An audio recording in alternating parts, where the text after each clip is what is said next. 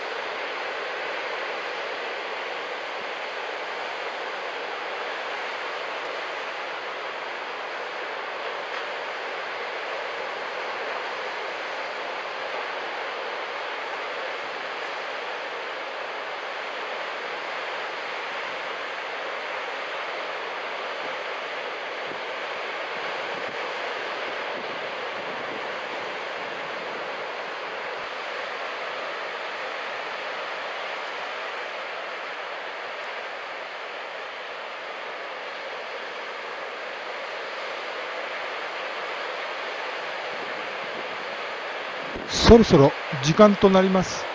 毎日の撮影の励みとなりますので、グッド評価、コメント、チャンネル登録していただくととても嬉しいです。